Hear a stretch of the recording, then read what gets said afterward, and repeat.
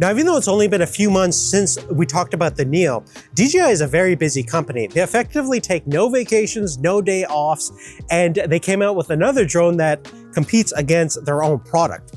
This is the Flip. It looks like a giant personal fan, but one of the reasons why it's called that is you can flip it out like this, and it becomes quite a powerful, compact drone. It effectively has the same camera as the Mini 4 Pro, but at a similar price point to the Neo, about $100 less effectively if you get the Neo with a controller.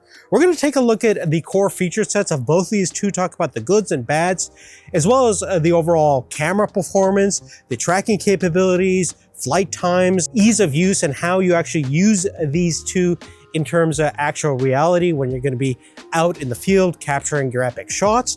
So we're going to determine really which one has the best overall feature set and which one is going to be worth the money.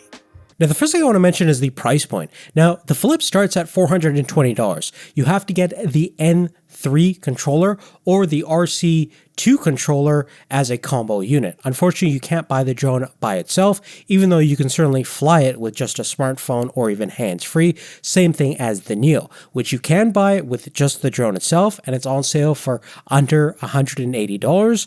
Or you can get the combo pack from the DJI website for around $320. You get 3 batteries and the N3 controller. Now, in terms of the design and overall dimensions, from a weight standpoint, we measured just under 250 grams with our scale on the DJI Flip, and the Neo is just around the 135 grams as DJI claims. Now, as far as the footprint of the drone, basically the Neo is about 28% less volume than the Flip. And the Flip's overall large and cumbersome prop-guarded propellers definitely add quite a bit of volume as well as dimensionality to the drone itself. Interesting, if you take a look at the Mini 4K, it's about 50% smaller in terms of volume, and even the more capable Mini 4 Pro is 34% smaller in terms of volume compared to the Flip. Now, just like the name implies, the Flip is essentially a foldable drone, but unlike the previous style of foldable drones that we've encountered from DJI, like on the Mavic or the Mini series of drones which have retractable prop arms, with the prop blades themselves being open and not guarded.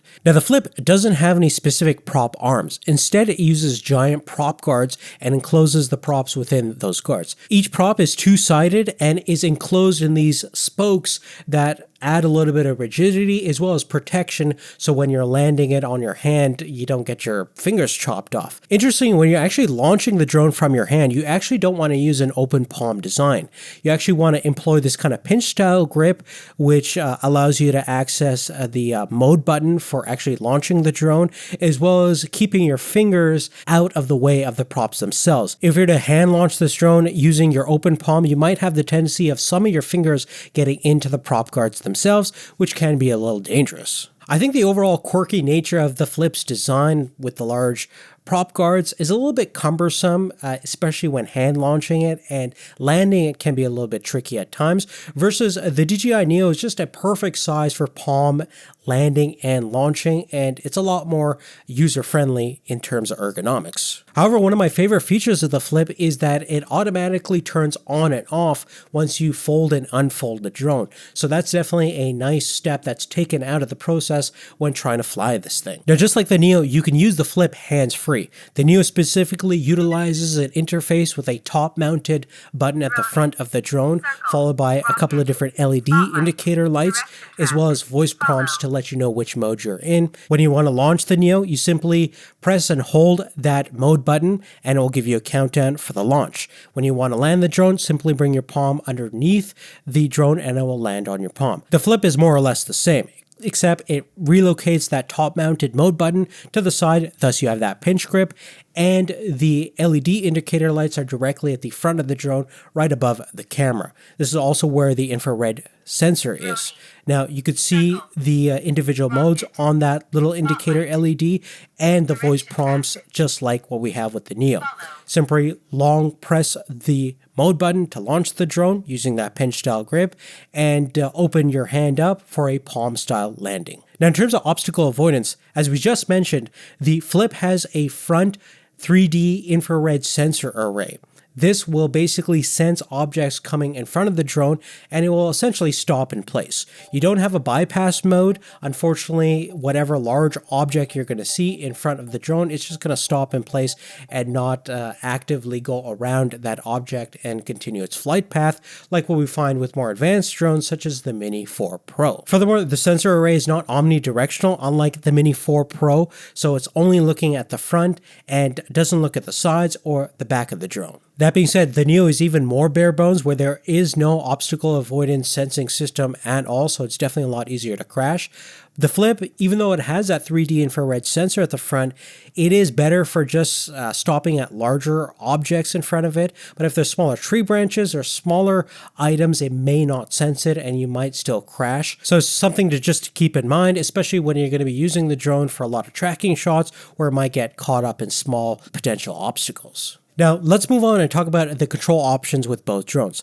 Now, with the Flip, you can essentially use the radio controllers, either the M3 or the RC2. That way, you're going to have the greatest communication range, up to 14 kilometers in terms of radio communication. That's definitely a big step up from the 7 kilometers that the Neo is limited to when connected to an RC controller. Now, you also have Wi-Fi built into both drones, so you can connect a smartphone and control the entire drone using your phone, and you can also change some of the modes of the drone itself. So you can set follow distance for your follow mode, as well as set some of the distance and parameters of all your quick shot modes, such as circle, droney, rocket, etc. On top of that, you also have manual on-screen controls on your smartphone, so you could virtually have a dual thumbstick configuration controls on your smartphone and fly the drones that way as well. There are some limitations to Wi-Fi, of course. You're looking at ideally 50 meters according to DJI in perfect circumstances,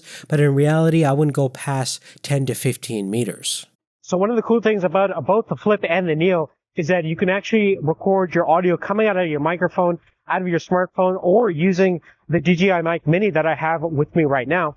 So it'll automatically sync it up once you download that video on your smartphone, and it will also automatically noise cancellate the props that are in the background, as well as isolate your noise environment. There's actually 2 settings, a mild and a strong. So right now we're using the pure setting, which is going to isolate my voice as much as possible. Definitely a nice thing if you want to vlog with these drones.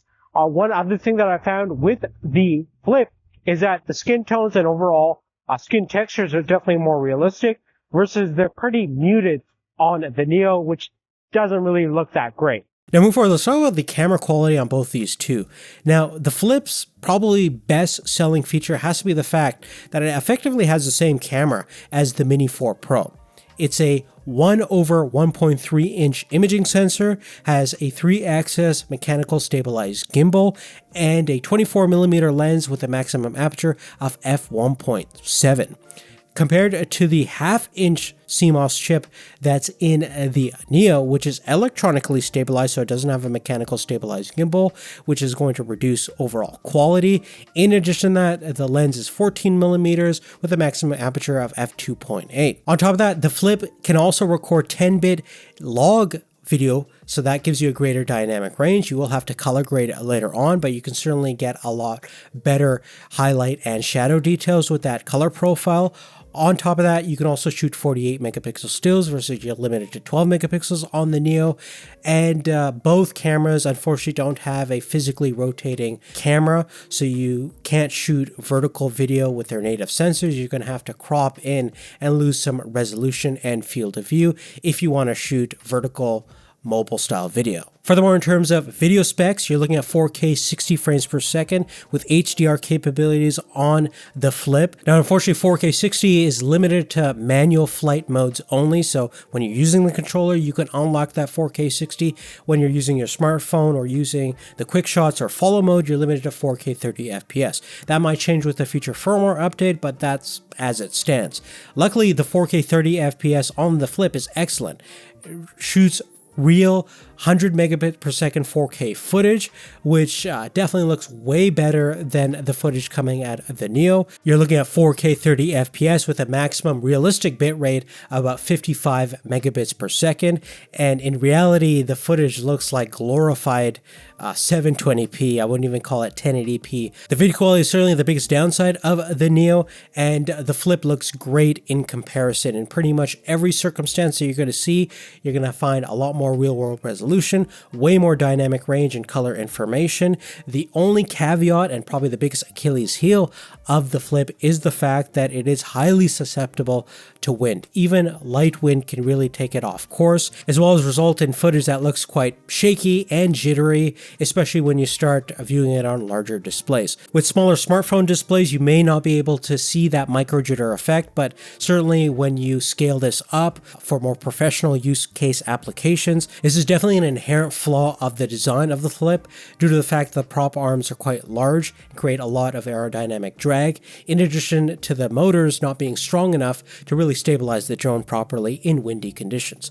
But there are some situations where I came across in a clear, non-windy day where I got some pretty decent looking footage, and you might luck out in that circumstance. But if you film anything on the coast or in anything at high altitude, you are gonna really have to deal with this issue on a fairly consistent basis. Now lastly, let's talk about the flight time or overall battery life. Now the Flip, according to DJI, in the most ideal circumstance, can get up to 31 minutes of flight time.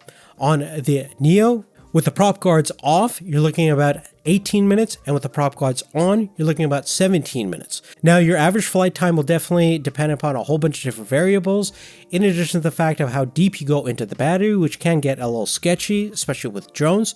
So I usually play it on the safe side, and my average flight time is around 15 to 20 minutes on the Flip and around 8 to 12 minutes on the Neo. I did want to do a static hover test where I went from 100% to the point where the drones will not fly, and in that circumstance, I got around 15 minutes, 35 seconds on the Neo, and with the Flip, we got a maximum hover time about 23 minutes and 54 seconds. I did the same exact test a few months ago when I had my Mini 4K, and I got a total hover time around 26 minutes and 38 seconds. So about 2.5 more minutes of flight time with a smaller battery. That goes to show that this aerodynamic and weight penalty that we're getting from these large prop arms and the overall design of the drone is certainly not optimized for efficiency. Now, to kind of sum up everything we've talked about thus far, I want to go through the advantage that each drone presents. Now, the Neo is certainly the cheaper option. Recently, it went on sale for about $180 on the DJI website. And if you want the combo unit with an N3 controller and 3 batteries, that's about $320. So that's effectively about $100 cheaper than the Flip, which is something interesting to consider, especially if you're buying a drone for the first time. Since it is at a cheaper price point, in the event that you lose the drone, it gets damaged or whatever, it's more of an expendable item compared to something that costs a lot more money. So certainly something to consider depending on your use case scenario and if you're buying a drone for the first time. Another thing to consider is the lightweight form factor and size. Smaller volume, lighter, and definitely a little bit more pocket friendly than the Flip, which is definitely a little bit awkward in the pocket. But on top of that, because of its smaller size, it is easier to hand launch and land the drone compared to the Flip, which is a little bit more awkward and unwieldy with the large prop guards. And speaking of prop guards, due to the fact that we have removable prop guards on the Neo, makes it a little bit more maneuverable, as well as if you damage the prop guards, you can easily swap that out. It's only a few dollars for new guards from DJI versus the prop guards are built in to the Flip. So if you damage them for whatever reason, it's going to be a more involved repair job. Lastly, if you're into FPV, with the Neo, you have full head tracking capabilities with the DJI goggles. So if you want to go full action, high-speed FPV style drone flying, you certainly have that capability with the Neo versus that's missing on the Flip. Now moving over and talking about the advantage of the Flip, certainly from the camera standpoint, it's a lot more capable. You have a much higher bit rate as well as the 4K 60 capturing capabilities. On top of that, higher dynamic range with 10-bit D-Log capabilities and better slow-mo, 4K at 100 frames per second. Moreover, even though we only have 2 gigabytes of internal storage, unlike the 22 gigabytes on the Neo, we actually do have an SD card slot in here, which is not an option on the Neo. It's only internal storage capacity only. Additionally, with the RC controller, you do have a much greater flight range, making this a lot more capable for long distance flight. And the overall video feed coming from your smartphone is also a little bit more consistent in terms of quality. Furthermore, as we mentioned earlier, the Flip has a front 3D infrared sensor, so it does have some obstacle sensing capabilities. So it'll brake in front of an obstacle. It won't go around it, unlike some of the more advanced drones, but at least you do have some sort of preventable obstacle sensing capabilities, unlike the Neo, which has pretty much no safeguards and is a lot easier to crash. Last but not least, we do have slightly better battery life, so that's going to give you a couple of more minutes of flight time, which is always nice to have. Now, if I had to pick between the Neo and the Flip, ultimately, I would probably pick the Flip. For the $100 extra, you get a much better camera. Certainly has all the same use case scenarios with the hands-free operation, tracking capabilities, and obviously, if you get the controller, you can add the extra range, which is definitely nice. And the battery life is a big plus, as we mentioned earlier. But I think the design is overall better on the Neo.